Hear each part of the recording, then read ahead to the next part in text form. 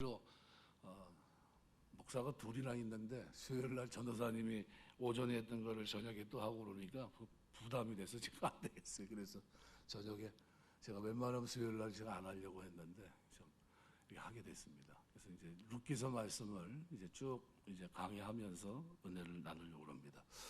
이스라엘의 3대 절기가 있습니다. 그래서 유월절 또는 무교절이라고 부르고요.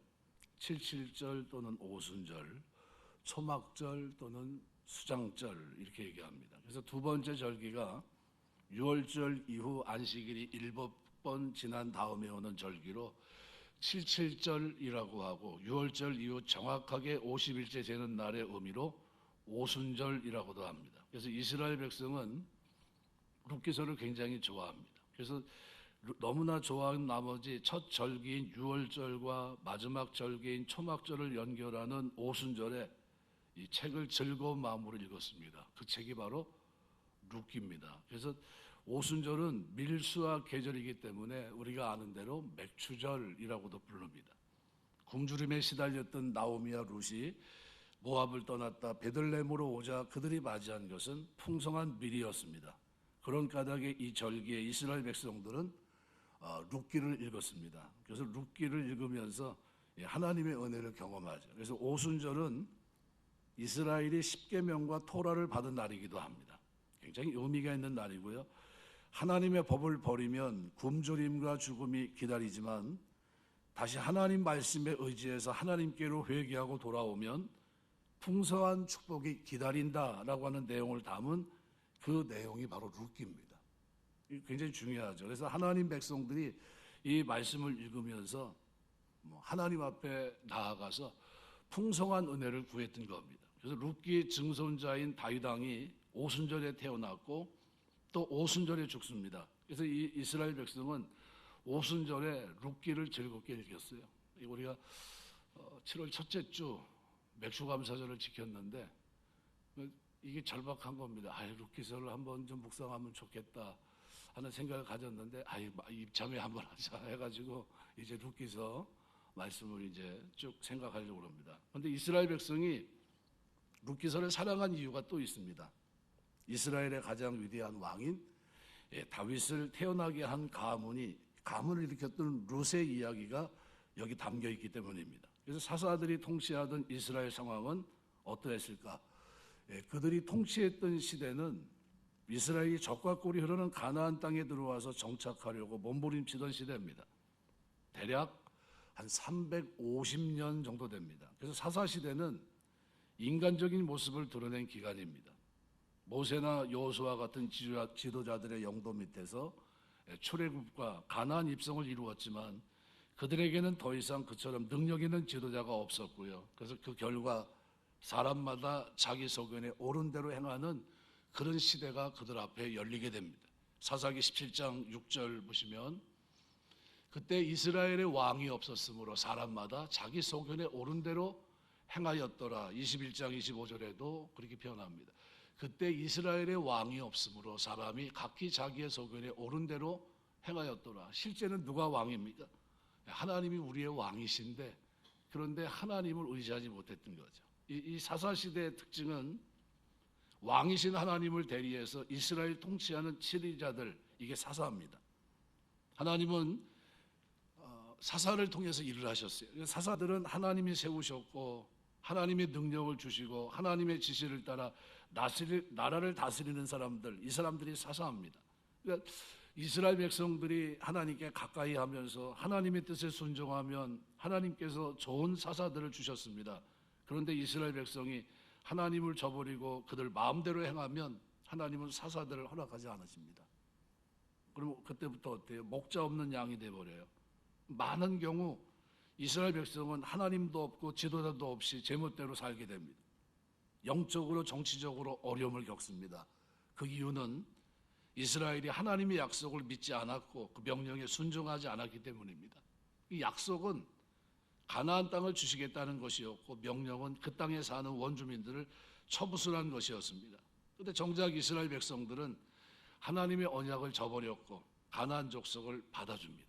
사사기 2장 2절을 보시면 너희는 이 땅의 주민과 언약을 맺지 말며 그들의 제단들을 헐라하였거늘 너희가 내 목소리를 듣지 아니하였으니 어찌하여 그리하였느냐.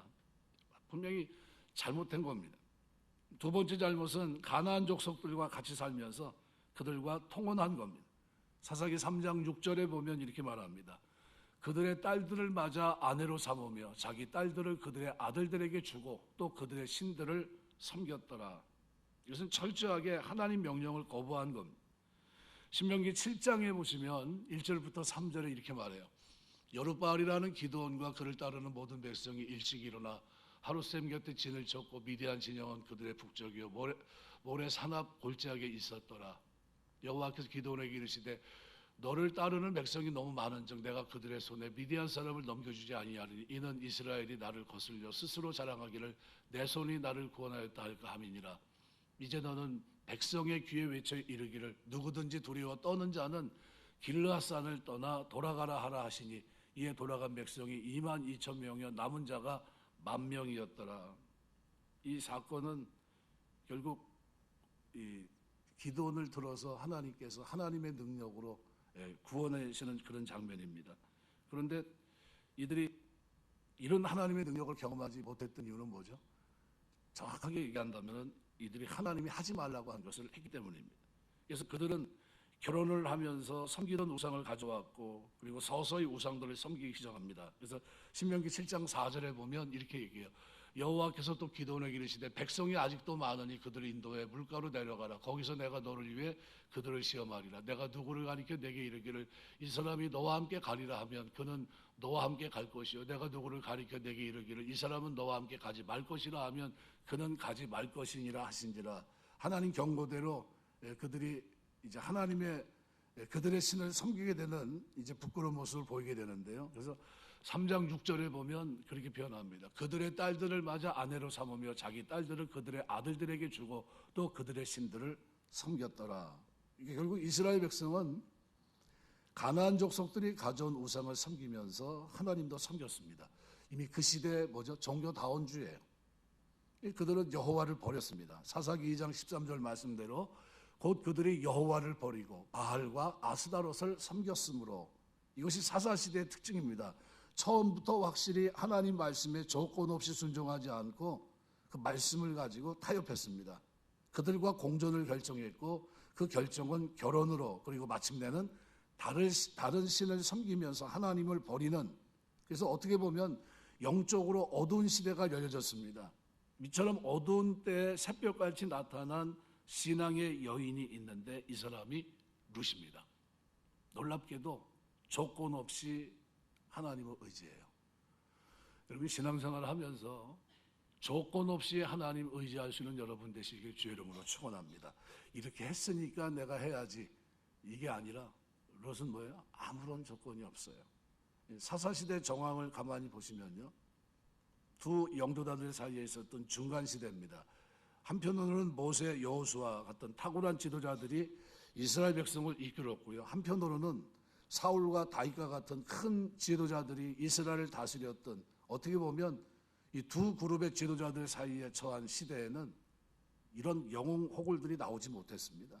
이 사사들은 백성이 하나님께 부르짖어 받은 은혜 선물이었습니다. 그 당시 이스라엘은 일정한 지도자들이 없었을 뿐만 아니라 일정한 정치 수단도 없었어요. 왕이 없었기 때문에 그들에게는 하나님이 세우는 지도자도 곧 정치 수단이 되었습니다. 뿐만 아니라 그들에게는 하나님의 임재와 영광을 상징하는 성막도 일정한 장소에 있지 않았습니다.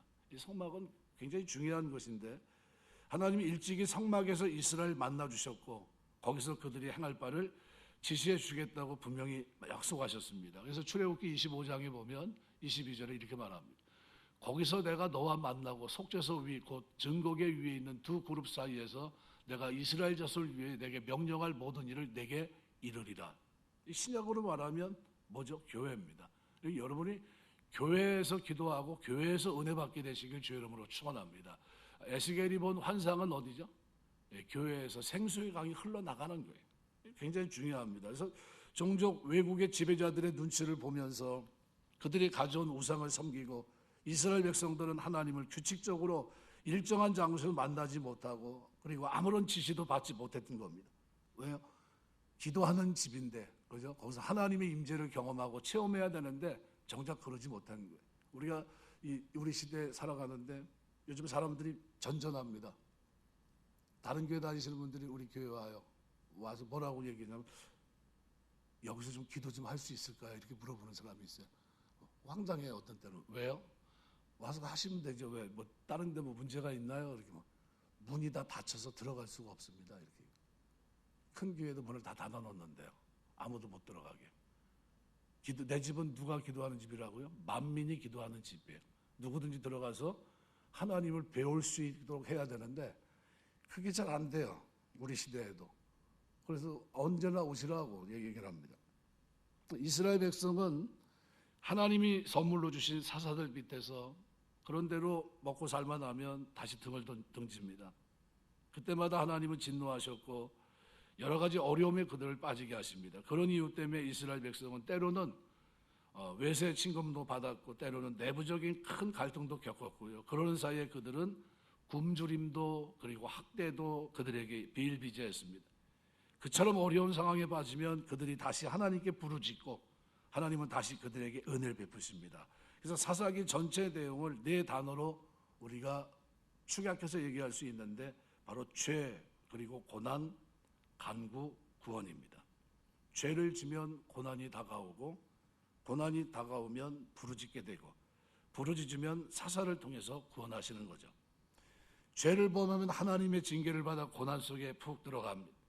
그리고 고난에서 그들이 회개하게 되면 하나님께 간구하고 울부짖게 되고 그때마다 하나님은 마다하지 않고 구원을 이루어 주셨습니다. 그들이 교만해져서 하나님을 버리고 우상을 섬겼을 때 하나님은 사방의 적들로 그들을 침공하게 하셨습니다.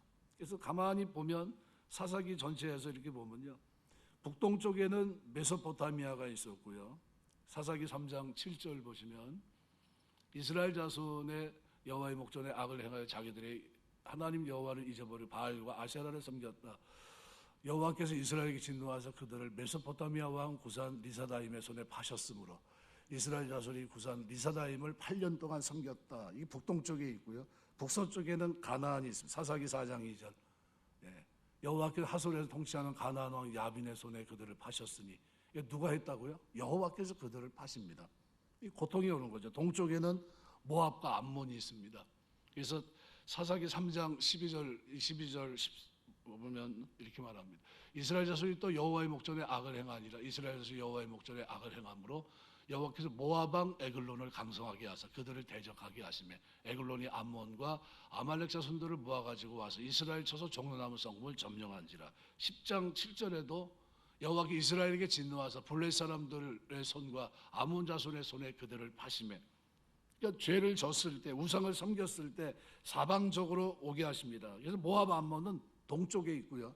서쪽에는 블레셋이 있습니다. 사사기 10장 7절. 사사기 10장 남쪽에는 미디안이 있고요.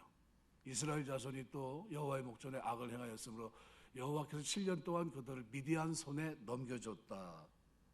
이게 사방에서 이스라엘을 침공했는데 이렇게 해서 이스라엘 다스린 기간을 모두 합치면 111년입니다.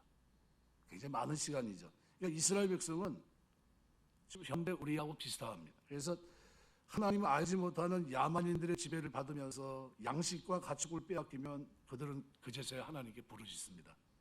조금만 편안해지면 즉시 하나님을 떠나요. 자기 멋대로 살아갑니다. 그래서 사사시대는 이스라엘 백성이 이렇게 죄악으로 떨어졌다가 회개하고 회복하기를 몇 번이나 반복하냐면 7번이나 반복합니다. 영적으로 하나님을 떠나갔던 시대 하나님께로 조건 없이 돌아온 여인이 오늘 본문에 기록이 되어 있는데 그 주인공이 룻입니다. 그래서 룻기는 굉장히 중요한 거예요. 우리가 하나님을 섬기면서 왜 이 사람을 하나님이 축복하셨죠? 라고 얘기하면 왜 축복하셨죠? 모압과 저기는 여호와의 총에 절대 들어오지 못할 거라고 했거든요. 그런데 어떻게 해요? 놀랍게도 다윗 가문에 그가 들어오거든요. 어떻게 그런 축복을 그가 누리게 되죠? 조건 없이 하나님을 섬기는 그 믿음의 사람이었기 때문에 그렇습니다. 오늘 문제의 원인은 흉년입니다. 그래서 하나님은 젖과 흐르는 기름진 땅을 주겠다고 약속하셨습니다. 그런데 이스라엘은 하나님을 저버렸고 많은 문제를 떠안게 됩니다. 그래서 예레미야 2장 7절 8절에 보면 내가 너희를 기름진 땅에 인도하여 그곳의 열매와 그곳의 아름다운 것을 먹게 하였거늘 너희가 이리로 들어와서는 내 땅을 더럽히고 내 기업을 역겨운 곳으로 만들었으며 제사장들은 여호와께서 어디 계시냐 말하지 아니하였으며 율법을 다루는 자들은 나를 알지 못하며 관리들도 나에게 반역하여 선자들은 바알의 이름으로 예언하고 무익한 거를 따랐느니라. 아주 매를 벌은 겁니다. 그래서 사사들이 치리하던 때 그 땅에 흉년이 드니라. 원래는 사사들이 치리하던 그 땅에 흉년이 들면 됩니까? 안 됩니까? 흉년이 들면 안 되는 거죠. 그럼 뭐 때문에 흉년이죠? 죄 때문입니다. 그 기름진 땅에 흉년이 들었습니다. 그 땅은 늘 흉년이 드는 사막 같은 곳이 아닙니다. 하나님이 그들을 위해 특별히 약속해 주신 것이고요. 그 땅에 흉년이 들었을 때는 반드시 이유가 있는 겁니다. 이유가 뭘까요? 그래서 그때는 생각해 보셔야 돼요. 전도서 7장 14절에 보면 이렇게 말씀합니다. 형통한 날에는 기뻐하고 곤고한 날에는 되돌아보아라. 이 두 가지를 하나님이 병행하게 하사 사람이 그의 장래일을 능히 헤아려 알지 못하게 하셨느니라. 저 말씀은 여러분 마음속에 갖고 계셔야 돼요. 형통한 날에는 기뻐하고 곤고한 날에는 되돌아보셔야 돼요. 한번 생각해 보십니다. 하나님이 이 두 가지를 어떻게 했다고요? 병행하게 하셨다. 사람이 장래일을 능히 헤아려 알지 못하게 하셨다. 형통한 날과 곤고한 날에 자세가 분명히 해야 됩니다. 그래서 가장 중요한 이유는 무엇보다 이스라엘 백성이 하나님을 떠나갔기 때문입니다. 하나님은 그들에게 일찍이 이런 약속을 주십니다. 신명기 11장 11절 12절에 보시면 너희가 건너가서 차지할 땅은 산과 골짜기가 있어서 하늘에서 내리는 비를 흡수하는 땅이요 내 하나님 여호와께서 돌보아 주시는 땅이라. 연초부터 연말까지 내 하나님 여호와의 눈이 항상 그 위에 있느니라. 아주 물을 흡수하는 땅입니다. 굉장히 좋은 땅이고요. 비옥합니다. 그래서 여기서 저 땅에서 나는 우유 이게 가장 많이 강력하다고 그러죠. 많은 양을 이제 만들게 되는데 하나님이 어떻게 그 땅을 돌봐주셨냐? 돌보시는 방법은 바로 적당한 비를 통해서 풍성한 양식을 주시는 겁니다. 그래서 14절 15절에 보면 이렇게 말해요. 여호와께서 너희의 땅에 이른비 늦은 비를 적당한 때 내리시리니 너희가 곡식과 포도주와 기름을 얻을 것이요 또 가축을 위하여 들에 풀이 나게 하시니 내가 먹고 배부를 것이라. 이렇게 하나님이 약속을 했는데 그런데도 사사들이 7일한 때 그 땅에 흉년이 들었습니다. 왜죠? 한 가지 조건이 있습니다. 정말로 하나님이 그처럼 이른비와 늦은비를 좌지우지할 수 있는 창조주시고 구속자라면 이스라엘 백성 그분만을 따르고 경배해야 됩니다. 그럼 조건이 뭐죠? 그래서 16절 17절에는 이렇게 얘기합니다. 너희는 스스로 삼가라 두렵건대 마음이 미혹하여 돌이켜 다른 신들을 섬기며 그것에 절함으로 여호와께서 너희에게 진노하사 하늘을 닫아 비를 내리지 아니하며 땅이 소산을 내지 않게 하심으로 너희가 여호와께서 주신 아름다운 땅에서 속히 멸망할까 하노라. 이유가 뭡니까? 하나님이 진노예요. 진노. 하늘을 닫아 비를 내리지 아니하고 땅에 소산을 내지 않게 하심으로 너희가 여호와께서 주신 아름다운 땅에서 속히 멸망할까 하노라. 그것이 뭐죠? 오늘 본문에는 흉년으로 나온 겁니다. 흉년. 하나님이 약속하신 축복은 비와 풍성한 수확이었습니다. 그렇다면 흉년은 하나님을 저버린 결과예요. 우상을 섬긴 결과이기도 하고요. 하나님은 인간의 생명이 없어서는 안 될 식량을 거둘 수 있도록 거두어가겠다고 말씀합니다. 바로 그런 이유로 흉년이 임합니다. 민수기 36장 6절에 보면 슬로바스의 딸들에게 대한 여호와의 명령이 이러하니라. 이르시되 슬로바스의 딸들은 마음대로 시집가려니와 오직 그 조상 지파의 종족에게만 시집갈지니. 무슨 얘기죠? 통혼하지 말라는 거예요. 통혼하지 말라. 그러니까 하나님 약속을 잊어버리지 말라는 겁니다. 흉년을 단순히 천재지변으로 볼 수 있습니다. 그런데 사사시대 이스라엘 백성이 끊임없이 하나님을 저버리고 우상을 섬긴 사실을 비춰볼 때 몇 번이나 그랬다고요? 7번이나. 그래서 사사기 3장 7절이나 이스라엘 자손이 여호와의 목전에 악을 행하여 자기들이 하나님 여호와를 잊어버리고 바알들과 아세라를 섬긴지라. 12절에도 이스라엘 자손이 여호와의 목전에 악을 행하니라. 이스라엘 자손이 여호와의 목전에 악을 행함으로 여호와께 모압과 에글론을 강성하게 하사 그들을 대적하게 하시고 4장 1절에도 에우시 주군이 이스라엘 손이 또 여호와의 목전에 악을 행하며 반복됩니다. 10장 6절에도 이스라엘 자손이 또 여호와의 목전에 악을 행하며 바알과 아스다롯과 아람의 신들과 시돈의 신들과 모압의 신들과 암몬 자손의 신들과 블레 사람들의 신들을 섬기고 여호와를 버리고 그를 섬기지 아니하므로, 이게 흉년이 온 겁니다. 13장 1절 이스라엘 자손 다시 여호와의 목전에 악을 행하였으므로 여호와 그들을 40년 동안 블레 사람의 손에 넘겨주십니다. 하나님이 다 알고 그때마다 하나님이 그들을 향해 진노하셨고 말씀하신 사실에 비춰볼 때 흉년은 천재지변이 아니었고요, 하나님의 진노였습니다. 베들레헴 떡집에서 흉년이 난 것은 기적이에요. 우리 무슨 얘기냐면 하나님의 통치와 부족함이 없는 하나님의 인도를 받으면서 내 삶에 흉년이 있다면 기적이 일어난 겁니다. 뭐죠? 내게 흉년이면 나에게 문제가 있는 거예요. 목자가 누구시라고요? 여호와 하나님. 여호와는 나의 목자시니 내가 부족함이 없으리로다. 그가 나를 푸른 초장으로 자자나 시냇가로 인도하시는데, 그런데 그런 환경 속에서 내가 하나님의 허락한 흉년을 경험하고 있다면 뭐 해야 되죠? 회개하셔야 돼요. 회개. 천재지변이 아니에요. 재수가 없어서 안 된 게 아니고요, 운이 없어서 안 된 건데 실력이 없어서 된 게 아니라 뭐죠? 내가 하나님과의 관계가 바르게 설정되어 있지 않기 때문입니다. 그래서 흉년이 있는 거예요. 이 바르게 이해하셔야 돼요. 그래서 흉년 해결 방법이 있습니다. 뭐죠? 하나님 앞에 울부짖는 거예요. 저는 이번 주에는 다니엘서를 가지고 제가 한번 10장을 이제 해야 되는데, 묵상하다 보니까 10장 내용이 너무나 와닿는 부분이 있어서 그걸 가지고 이제 본문 가지고 주일 이제 설교하려고 하는 이제 마음을 갖고 있는데요. 다니엘이 평생 기도를 한 사람입니다. 기도의 사람이에요, 그죠? 몇 살서부터 하나님의 이 꿈을 해명하고 일들을 경험하게 되냐면요, 65세 정도 됐을 때서부터입니다. 4번의 꿈을 꿨는데 그게 한 20년 사이예요. 근데 그 기간이 85세 됐을 때 4번째 꿈을 꿉니다. 여러분 가만히 한번 생각해 보세요. 그때 당시에 65세는 지금 나이하고 비교할 때 어땠을까요? 지금보다 더 고령이었을 겁니다.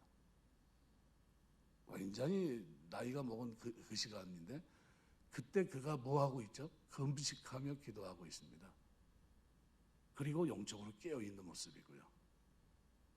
그 부분을 이렇게 대하면서 깜짝 놀랐어요. 우리가 시간이 흐르고 흐르면서 나이가 들어가면 들어갈수록 영적으로는 더 어떻게 해요? 겉사람은 후패하나 속사람은 날로 새로워져야 되는 겁니다. 더 뜨거워야 되고요, 더 하나님 앞에 가까이 가는 모습이 돼야 되는 겁니다. 여러분에게 그런 은혜가 있게 되시길 주 이름으로 축원합니다. 그래서 하나님을 저버리고 우상을 숭배하는 이스라엘 백성은 사사시대에 많은 어려움을 겪었는데, 여러분 가만히 생각해 보세요. 얼마 전만 해도 북한에 기근이 나서 많은 사람들이 죽어갔습니다. 쌀을 줘야 되냐 마냐 막 이렇게 문제가 있었는데, 북한이 뭐 해야 되죠?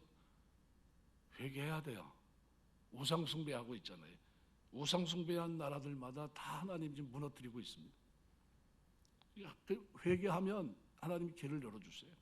구원의 문을 경험하게 하고요. 그런 회개 운동이 북한에 일어날 수 있도록 여러분이 기도해 주시길 주 이름으로 축원합니다.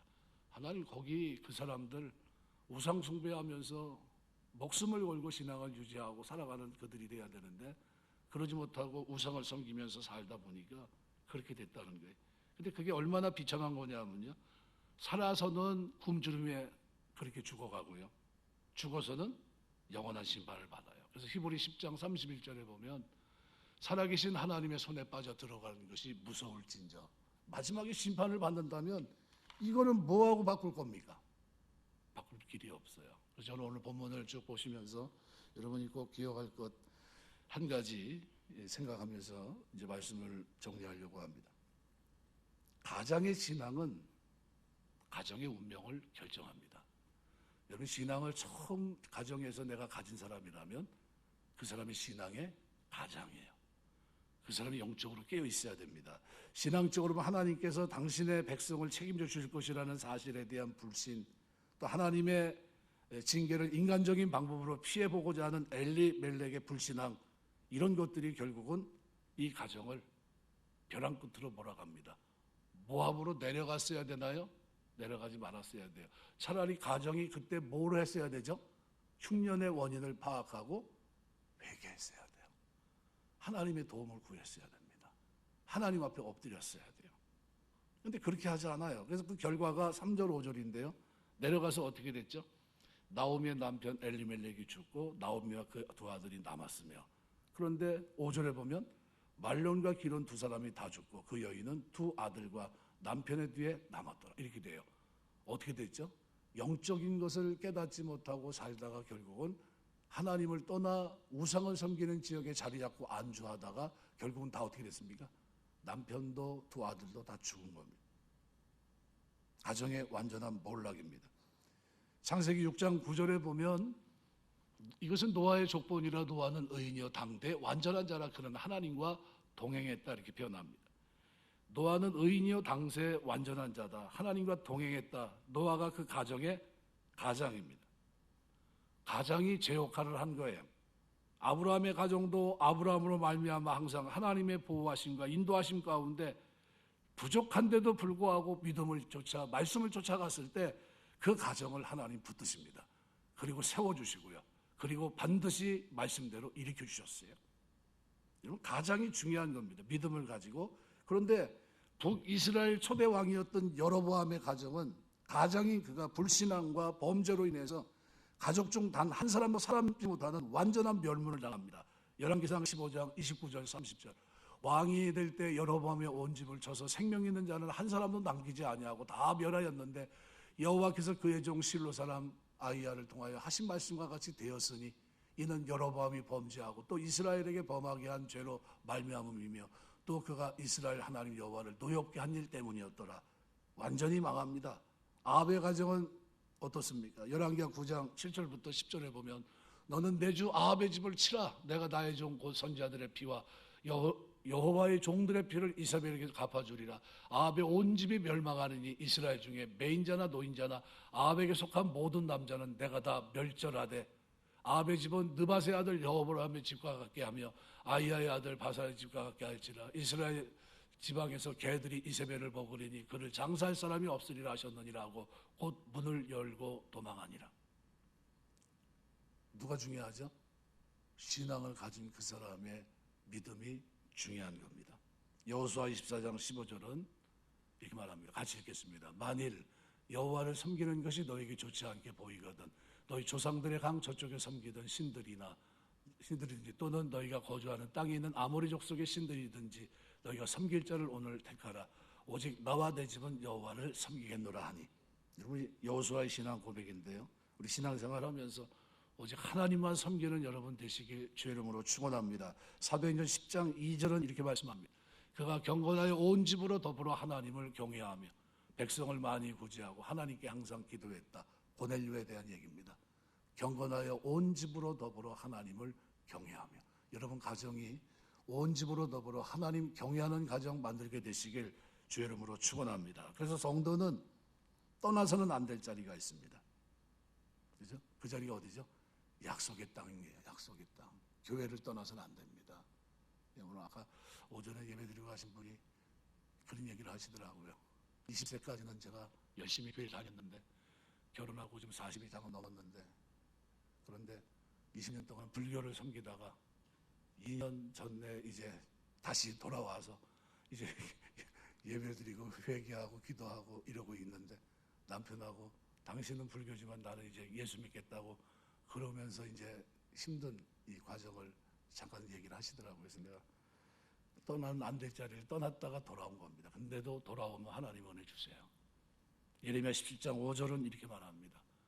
예레미야 17장 5절 말씀에 보면 요한복음 15장 5절 그건 안 했나 보다. 한번 찾아볼까요? 예레미야 17장